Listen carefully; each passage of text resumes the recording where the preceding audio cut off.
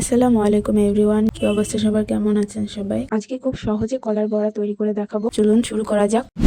আমার আম্মু বলে সাগর কলা দিয়ে নাকি কলার বড়া খেতে ভালো লাগে না। আজ আমি সাগর কলা দিয়ে কলার বড়া বানিয়ে দেখাবো। এর জন্য শুরুতে নিয়ে নিলাম 3টা কলা। এবার কলাগুলোকে ভালোভাবে কাঁটা চামচ দিয়ে স্ম্যাশ করে নিতে হবে।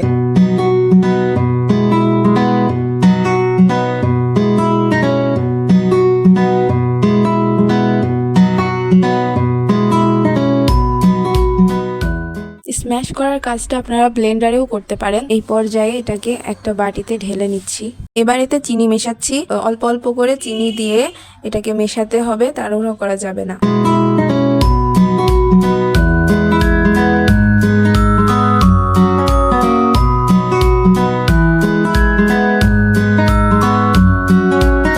এক চিমটে পরিমাণ লবণ দিয়ে দিচ্ছি।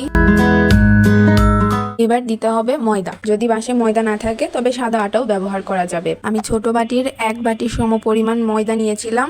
সবটুকুই দিয়ে এবার আস্তে ধীরে নাড়াচাড়া করে নিতে হবে। এই ডোয়ের থিকনেসটা খুব বেশি ঘন বা পাতলা হবে না, মিডিয়াম পর্যায়ে রাখতে হবে। এবার ভাজাভাজির পালা। এজন্য একটি কড়াই নিয়ে নিলাম এবং বেশ অনেকটা পরিমাণ তেল দিয়ে দিচ্ছি। তেল গরম হয়ে এলে এবার এক এক করে বড়া ভেজে নিচ্ছি। খুব হাই হিটে এই বড়া ভাজা যাবে না, চুলার আঁচ মিডিয়াম লোতে রেখে এই বড়া ভেজে নিতে হবে।